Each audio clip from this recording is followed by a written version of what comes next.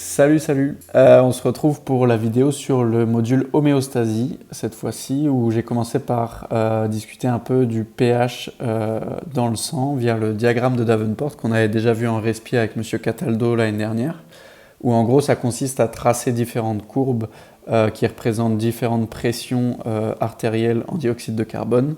Et on sait que la norme c'est plus ou moins 40 mm de mercure, donc dans la circulation artérielle.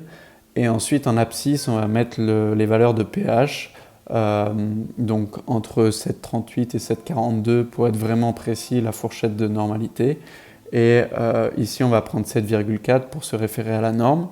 Et en ordonnée, on a la concentration en ion HCO3-, qui est plus ou moins de 24 mmol par litre. On part du coup du point de neutralité à 40 de PaCO2, 7,4 de pH et 24 de HCO3-, et on va faire la première flèche qui représente une acidose respiratoire puisqu'on augmente la PaCO2, et la compensation ça va être d'augmenter la concentration en ion HCO3- pour essayer de revenir près du centre, près du 7,4.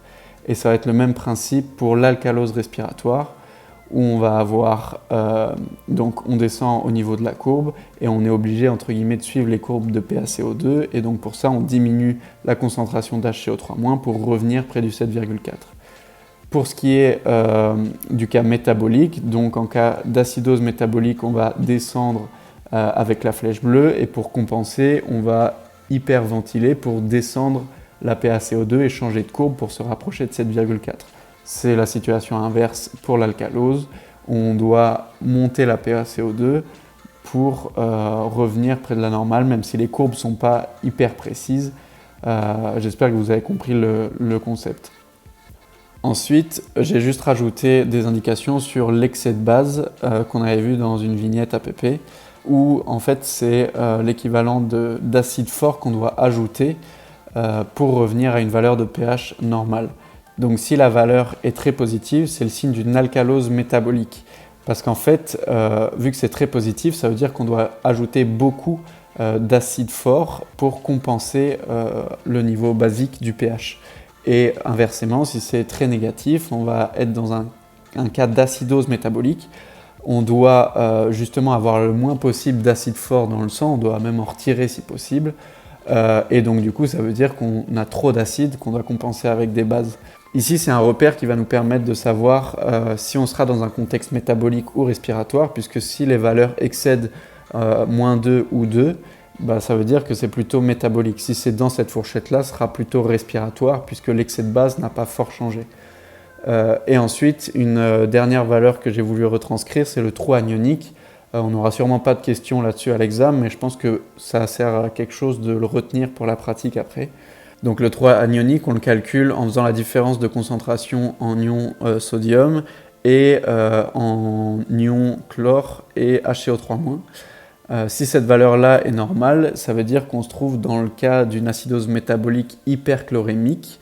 Ça veut dire qu'on a trop de chlore, comme son nom l'indique. Et si on a une valeur qui est très positive, ça va être le cas, par exemple, dans une acidocétose diabétique. Ça veut dire qu'on produit trop d'acide.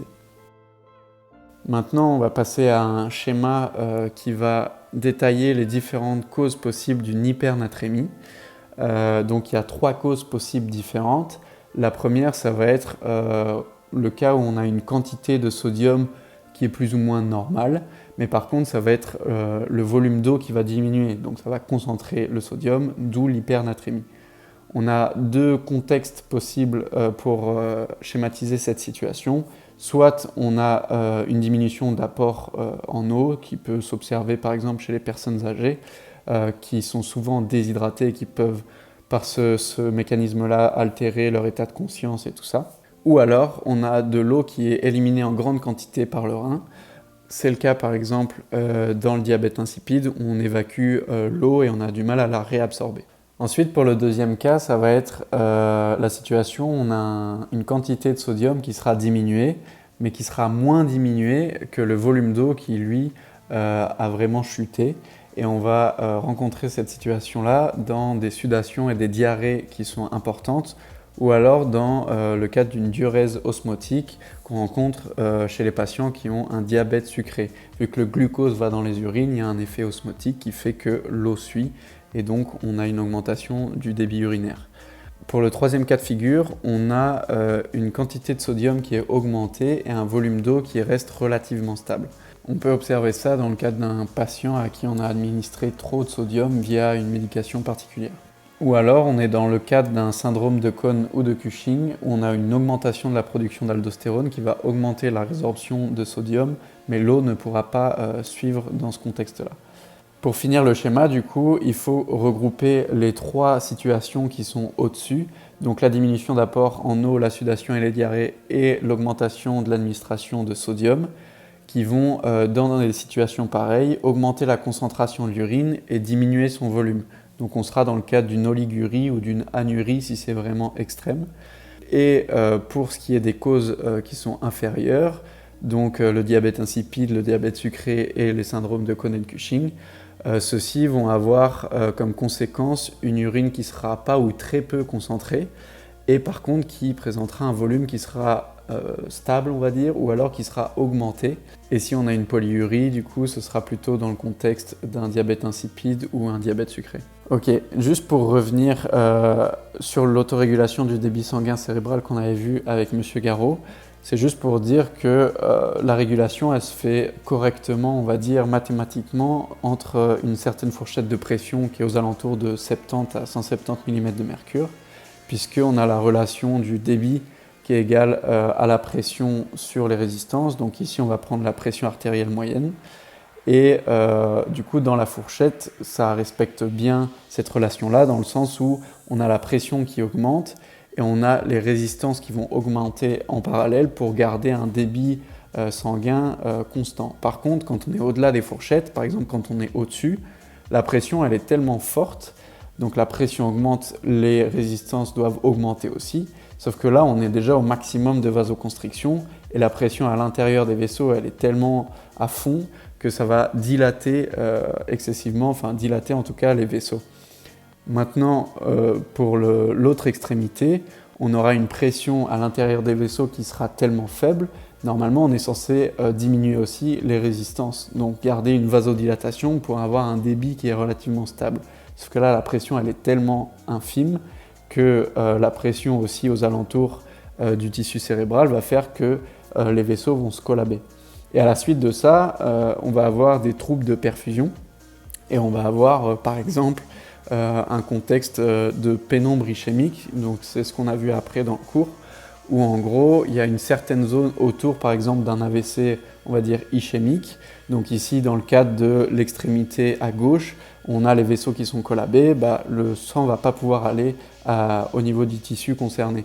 Et donc ce tissu-là qui est vraiment central par rapport à la lésion, il va commencer à se nécroser, on aura autour une zone de du coup pénombre ischémique. On a un débit qui passe de 50 ml par 100 g de tissu à 10-30 ml par 100 g de tissu. Et ça, donc, c'est une zone d'ischémie. Comme on avait vu en cardio, l'ischémie, c'est un trouble d'équilibre entre les apports et les besoins. Et on va avoir des symptômes qui vont être associés à cette pénombre ischémique. Donc, par exemple, on peut avoir un patient qui va avoir une aphasie de Broca, parce qu'on a une pénombre ischémique qui se situe dans cette zone-là au niveau du lobe frontal à côté de la scissure de Sylvius. Et si on arrive à restaurer le flux à temps, ces symptômes-là vont pouvoir disparaître. Donc voilà, ça me paraissait intéressant de rappeler ça. C'est fini pour Homéo, cette petite vidéo-là du coup. C'est un module qui retrace beaucoup de trucs qu'on a vus déjà en Bac 2. Donc c'est intéressant aussi de revoir les cours de l'année dernière. Pour se rafraîchir un peu la mémoire et aussi à l'inté, puisque c'est ce genre de matière-là qu'on doit avoir pour plus tard en permanence, puisque c'est l'homéostasie, c'est quand même le truc de base qui regroupe plein de systèmes différents dans le corps humain. Voilà, j'espère que ça vous a un peu aidé. Courage, force à vous. Fin de vidéo, c'est ciao!